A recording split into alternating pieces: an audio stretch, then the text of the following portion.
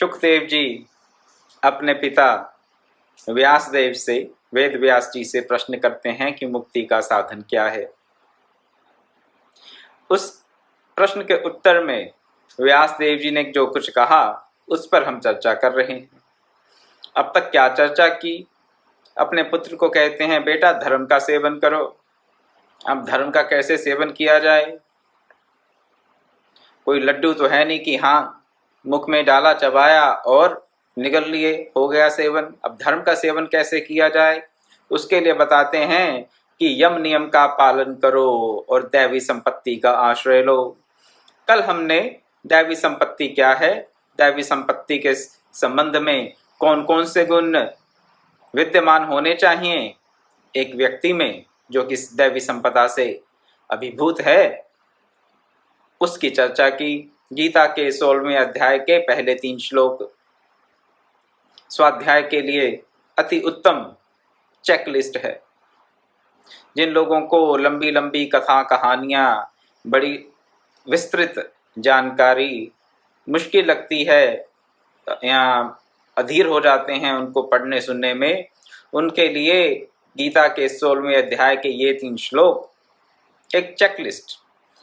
क्या कहते हैं आप बच्चे भी कि हाँ हम ज़्यादा नहीं पढ़ सकते तो हमें क्या है, बुलेट पॉइंट्स बना दो, बुलेट्स पॉइंट बना दो, शॉर्ट नोट्स बना दो। ज़्यादा नहीं पढ़ सकते, कंफ्यूज हो जाते हैं।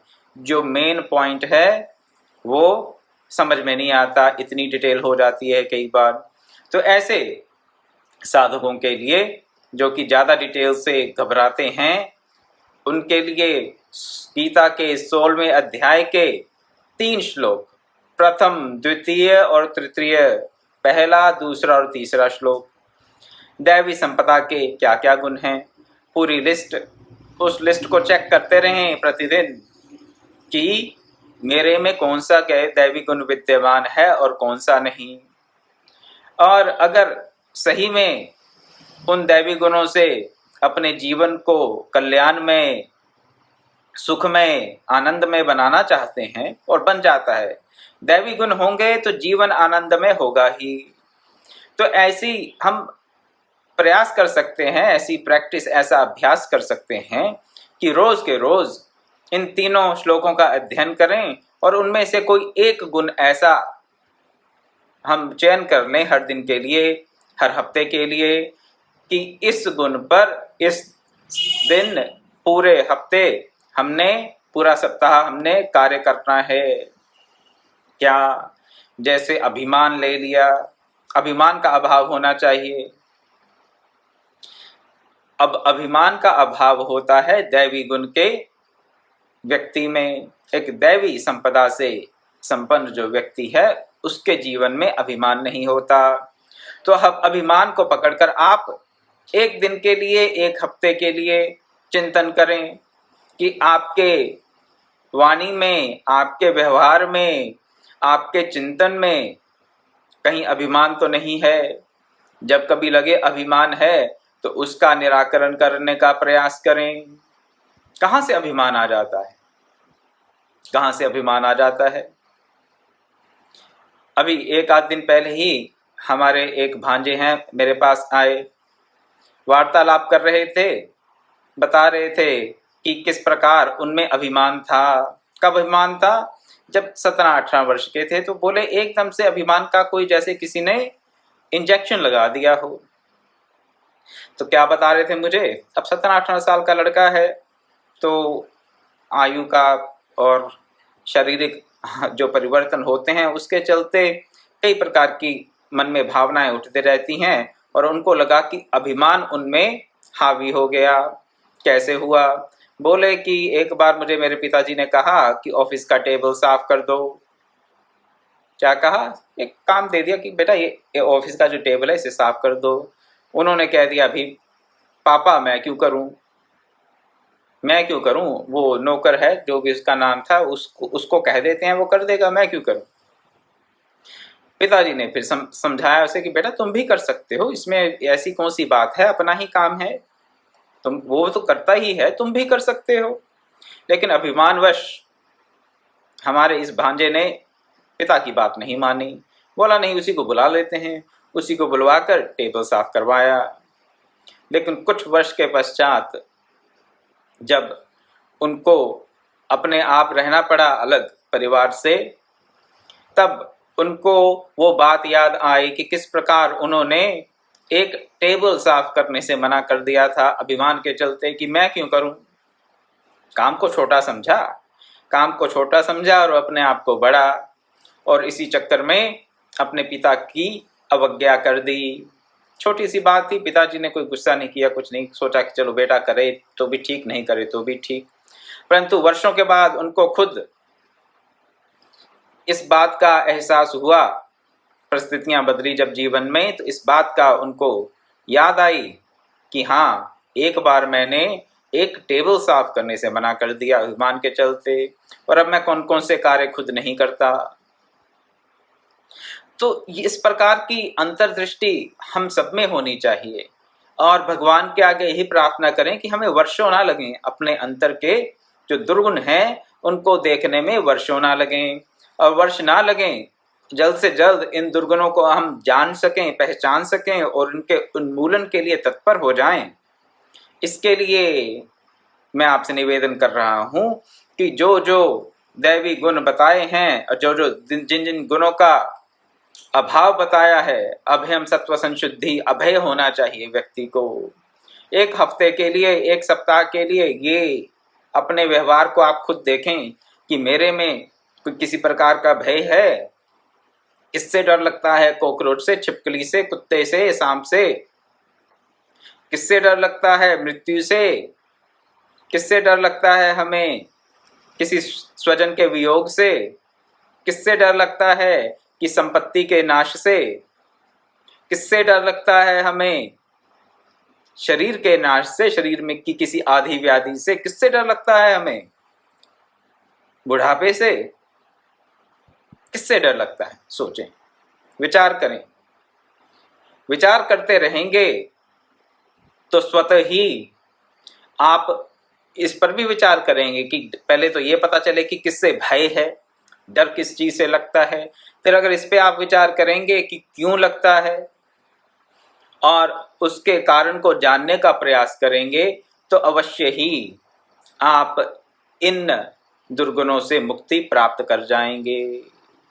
आपको स्वयं भगवान किसी न किसी रूप में आकर मार्ग प्रशस्त कर देंगे कि इस भय का, इस मान का और भी जितने दुर्गुण हैं उनका किस प्रकार से उन्मूलन किया जा सकता है।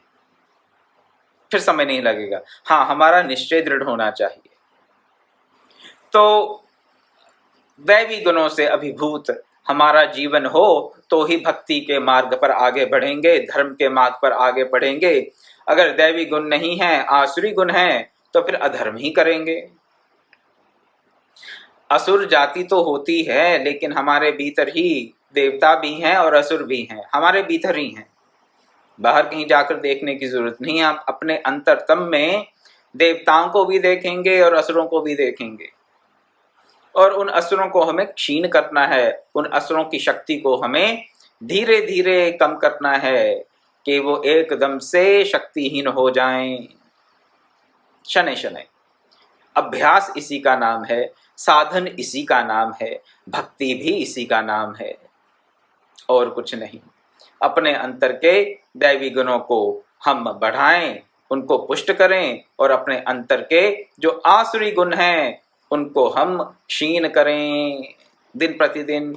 लेकिन होगा कब? जब हम सावधान होंगे, तत्पर होंगे, और अपने सद्गुणों और दुर्गुणों को खुद ही कौन सी दृष्टि से देखेंगे? अपनी विवेक की दृष्टि से, विवेक की दृष्टि से देखेंगे, अवश्य दिखेंगे, और फिर उनका आप निराकरण भी कर पाएंगे दुर्गुणों का। तो दैवी संपत्ति का आश्रय लो। साथ ही उन्होंने एक बात और कही, महर्षि व्यास देव ने, वेद व्यास जी ने अपने पुत्र परमहंस शुकदेव को, यम नियम का पालन करो। यम नियम, शम दम, ये बातें कई बार आती हैं हमारे शास्त्रों में। पतंजलि के योग सूत्र में तो आई ही हैं, और भी बहुत जगह। शम दम यम नियम, तो ये यम और नियम क्या है? पतंजलि के योग सूत्र में साधन पाद में, जो कि दूसरा पाद है, दूसरा चैप्टर, 4 पाद हैं पतंजलि योग सूत्र में। और पतंजलि का जो ये योग सूत्र हैं, 4 पाद में से दूसरा पाद है साधन पाद। साधन पाद में महर्षि पतंजलि ने 30वें और 32वें सूत्र में यम क्या है और नियम क्या है उनकी लिस्ट दे दी है।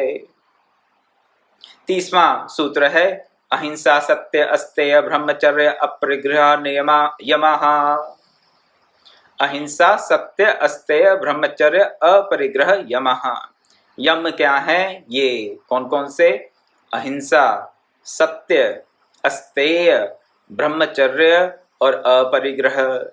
संक्षेप में सुन ले कि ये क्या है, क्योंकि विस्तृत इनकी अगर हम चर्चा करेंगे तो कई दिन लग सकते हैं, महीनों लग सकते हैं।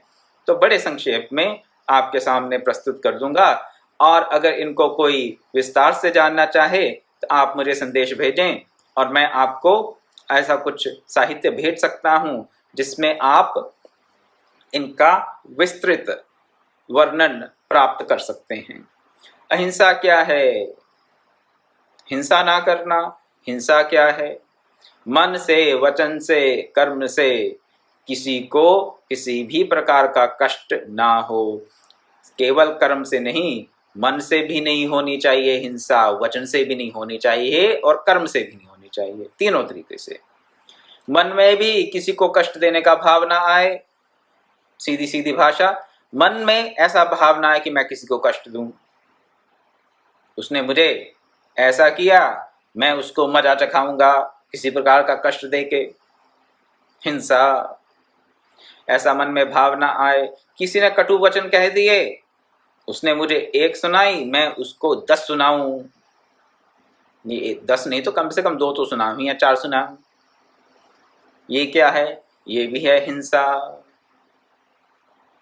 और हिंसा तो हम जानते ही हैं, जो आम तौर पर जो हिंसा का हम अर्थ समझते हैं, किसी को शारीरिक कष्ट देना, किसी प्रकार का, किसी भी प्रकार का शारीरिक कष्ट, किसी के प्राण, किसी भी जीव के प्राण हर लेने को तो हिंसा कहते ही हैं। वो सब आप लोग जानते हैं, लेकिन उसके साथ साथ मन और वचन से भी हिंसा ना करें।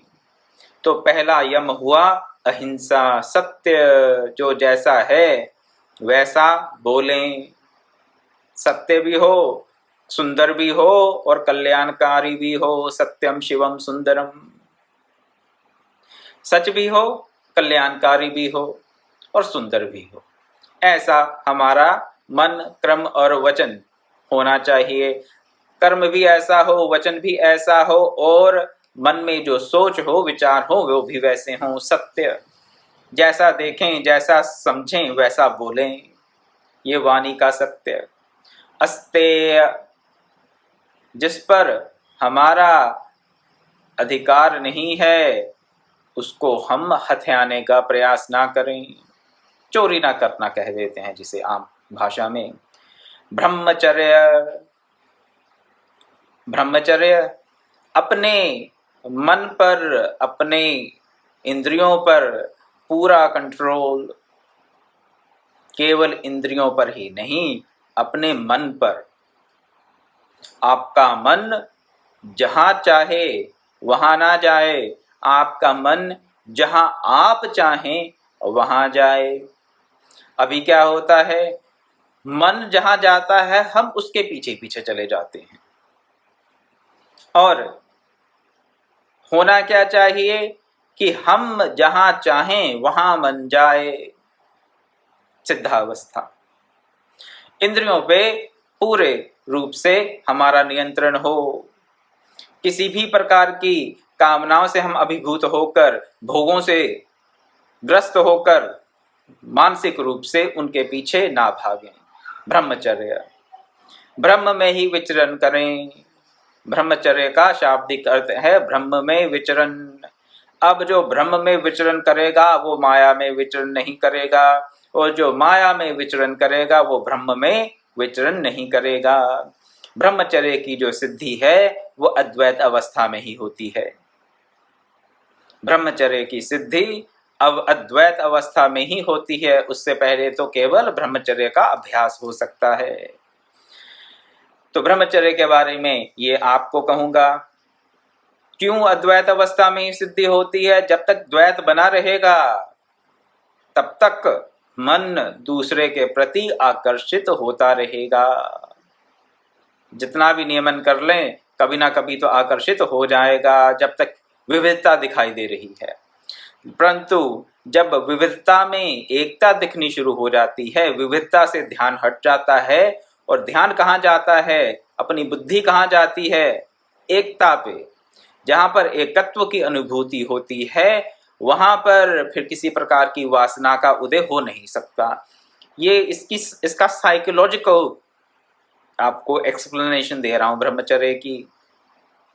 जब तक द्वैत है, जब तक दूसरा है, दूसरे के प्रति कभी आकर्षण होगा और कभी विकर्षण होगा, कभी कुछ अच्छा लगेगा कभी कुछ बुरा लगेगा, और तदनुसार ही हमारा मन विविधता में भटकता रहेगा। और जब तक आसक्ति रहेगी तब तक ब्रह्मचर्य सिद्ध नहीं हो सकता। ब्रह्म में विचरण, आसक्ति का नाश, इंद्रियों का दमन होगा तो अद्वैत सिद्ध हो जाएगा, या अद्वैत सिद्धि से ये कार्य हो जाएंगे सब, जैसा भी आप समझ लें। क्योंकि जहां पर कोई दूसरा नहीं है, एकत्व का दर्शन हो रहा है, एक को ही देख रहे हैं, एक ही भास रहा है, भिन्न भिन्न रूपों में, पदार्थों में, जीवों में जब ये दृष्टि मिल जाए तो व्यक्ति ब्रह्म में विचरण कर सकता है, और उसी से ही ब्रह्मचर्य की सिद्धि होती है। संक्षेप में ब्रह्मचर्य ये है अपरिग्रह। परिग्रह, अपरिग्रह। परिग्रह जो किसी दूसरे का है उस पर हमारी नजर हथियाने की, उसको ग्रहण करने की मन में लालसा, मन में ही लालसा, ऐसा नहीं कि कर लिया, मन में लालसा उठ गई। क्या पड़ोसी के पास अच्छी कार है, हमारे पास भी होनी चाहिए, ये मुझे मिल जाए, मन में ऐसा भाव आना परिग्रह। मन में ऐसा भाव ना आना कि ये मुझे मिल जाए, अपरिग्रह। ये क्या है? ये हैं यम। यम है हमारे सामाजिक आदान प्रदान से संबंधित। सामाजिक आदान प्रदान, हमारा जो व्यवहार है समाज में दूसरों के साथ, परिवार में, समाज में, वर्क प्लेस में, और कहीं किसी सभा में, वहां पर जो हमारा दूसरों के साथ समाज में व्यवहार है उसके लिए हैं यम। यम का जो विवरण है वो पहले आया 30वें सूत्र में। 32वें सूत्र में महर्षि पतंजलि बता रहे हैं कि नियम क्या हैं। अब उनको भी थोड़ा संक्षेप में सुन लें। शौच संतोष तपस्वाध्याय ईश्वर प्रणिधानानि नियमाः। नियम जो हैं वो हमारी पर्सनल लाइफ से रिलेटेड हैं, ऐसा समझ लें। यम है पब्लिक लाइफ के लिए, नियम है पर्सनल लाइफ के लिए। पर्सनल लाइफ के लिए एक सेट है रूल्स, और पब्लिक लाइफ के लिए दूसरे सेट रूल्स। जो सेट रूल्स हैं पब्लिक लाइफ के लिए उसे कहा यम, और जो रूल्स हैं हमारी पर्सनल लाइफ के लिए वो क्या है? नियम। वो क्या है? शौच। बाहर से भीतर से पवित्रता। कोरोना काल में पवित्रता के हमें बहुत से पाठ पढ़ने को मिल गए। पवित्रता क्या होती है, शुचिता क्या होती है, थोड़ा अंतर रहता है, लेकिन चलिए फिर भी। शौच, बाहर और भीतर से हम अपने आप को साफ रखें, शरीर को साफ रखें, अपने जहाँ पर बैठे हैं, जहाँ पर निवास करते हैं, जहाँ पर अपना जप ध्यान करते हैं, खाते हैं, सोते हैं और कार्य करते हैं, उन सब स्थानों को साफ रखें। बाहर का शौच, अपने वस्त्र भी साफ हों, स्नान करें कम से कम दिन में 1 बार। शास्त्रों में तो कहा है दिन में 3 बार साधक को स्नान करना चाहिए, 3 बार संध्या करनी चाहिए। और जो और तीव्र गति से प्रगति चाहते हैं उनको तो 4 बार की संध्या बताई, 3 बार का स्नान, 4 बार की संध्या। दिन की शास्त्र का विधान आपके सामने रख रहा हूं और अपने अनुभव के अनुसार इन सब विधानों का बहुत बहुत ज्यादा फल मिलता है व्यक्ति को। ये कोई रूढ़िवादी दकियानुसी ट्रेडिशनल ऑर्थोडॉक्स टेक्निक्स नहीं है। इनका लाभ है अगर इनका पालन हम सोच कर करें, समझ कर करें।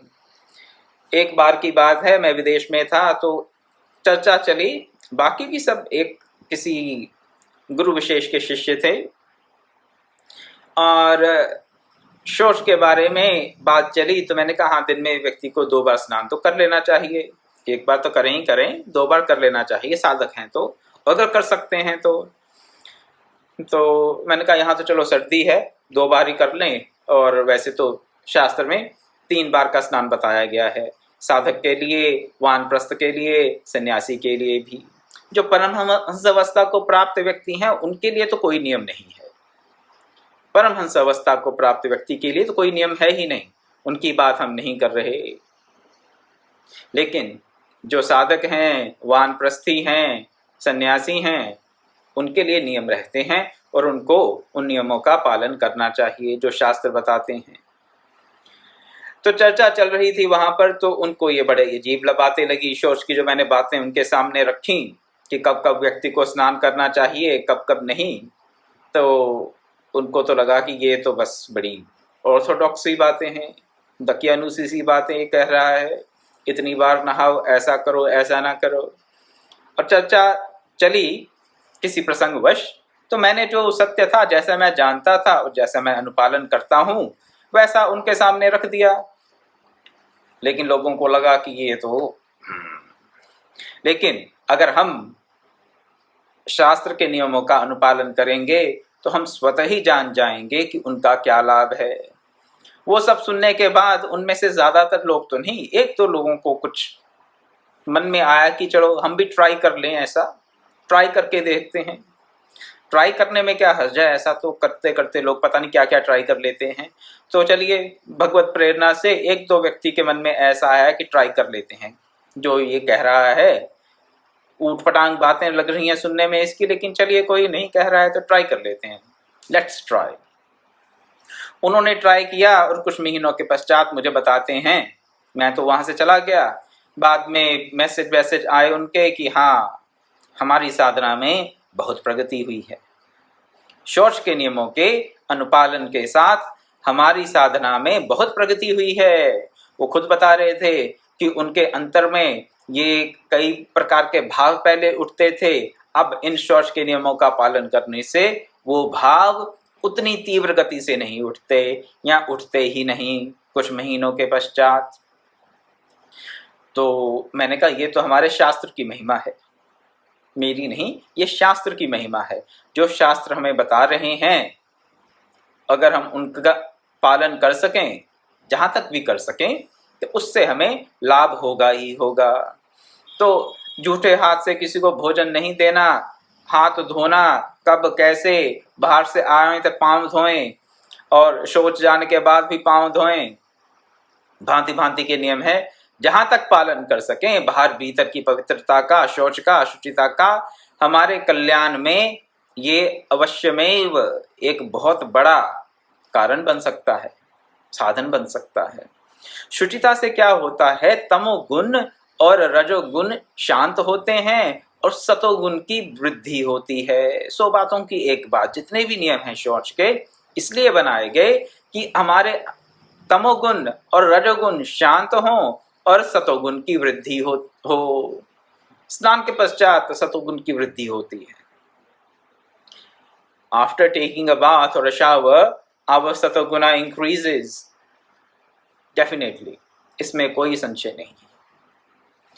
तो उसके बाद अगर बैठेंगे, ध्यान करेंगे, किसी भी प्रकार का मानसिक कार्य करेंगे तो उसमें हमारा ध्यान अच्छा लगेगा। केवल साधन की बात नहीं है, किसी प्रकार का सांसारिक कार्य हो जिसमें कि आपका ध्यान ना लग रहा हो, स्नान करके बैठें, उस कार्य को करने के लिए अवश्य में आपका ध्यान ज्यादा लगेगा। शौच के बाद बताया संतोष।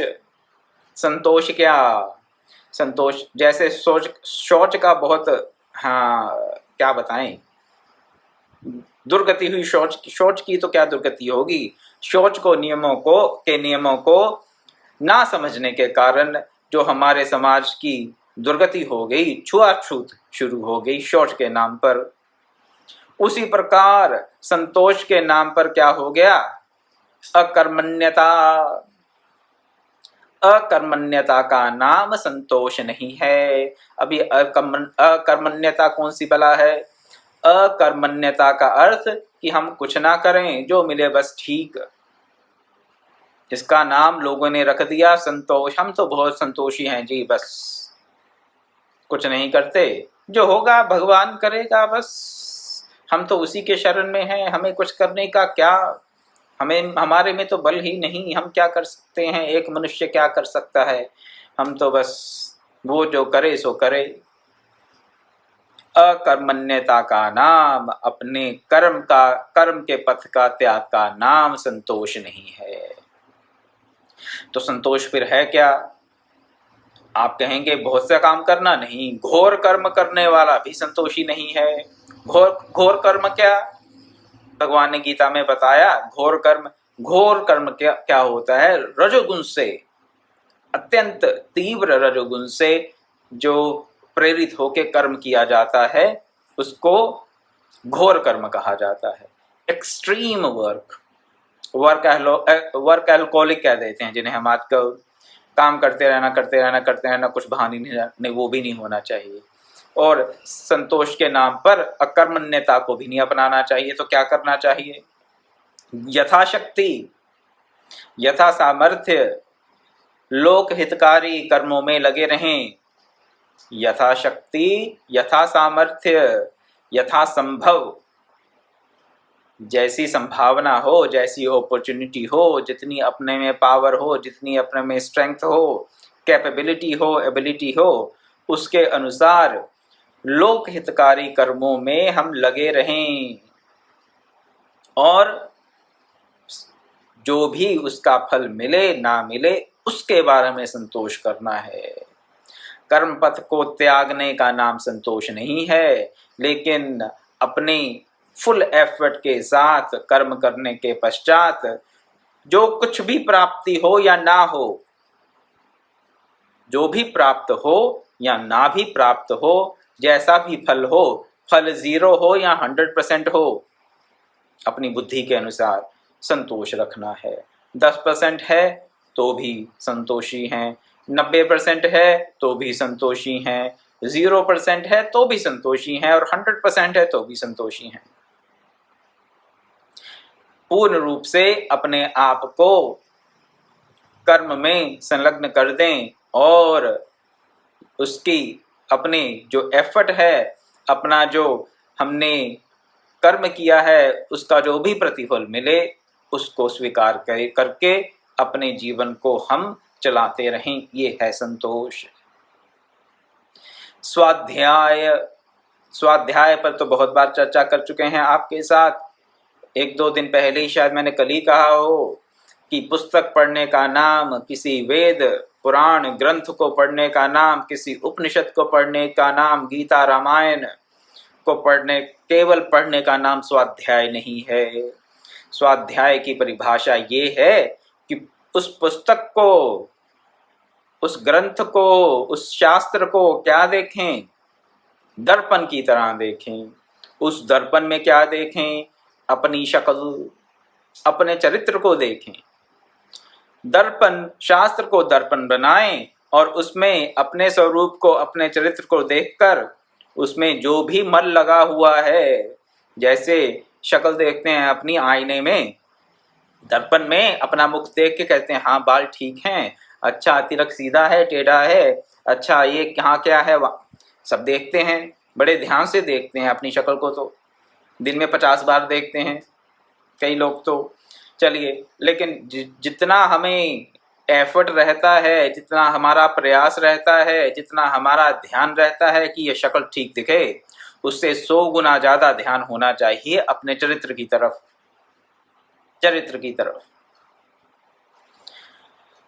और उस चरित्र को किस में देखेंगे, कौन से दर्पण में देखेंगे? ये जो बाहर जो यहाँ आईने लगे रहते हैं बाथरूम में, क्या उनमें अपना चरित्र दिखाई देगा? नहीं, उसमें दिखाई नहीं देता। शास्त्र रूपी दर्पण में अपने चरित्र को देखकर, अपने चरित्र में जो कोई दुर्गुण हो उनको देखकर उनको हटाने का, उनके उन्मूलन का प्रयास करें। ये है स्वाध्याय। स्वाध्याय किसका अध्ययन? स्व का अध्ययन करना है शास्त्र के प्रकाश में। शास्त्र को क्या समझना है? शास्त्र को एक दर्पण समझना है। स्वाध्याय। और अंतिम नियम ईश्वर प्रणिधान। ईश्वर प्रणिधान, ईश्वर में अपने आप का आधान कर देना है, अपने आप को स्थापित कर देना है। किसको? ईश्वर में। तो बहुत से पंथ कहेंगे भाई हम तो यही कहते हैं समर्पित हो जाओ, समर्पित हो जाओ, समर्पित हो जाओ। रटने से समर्पित नहीं हो सकता कोई।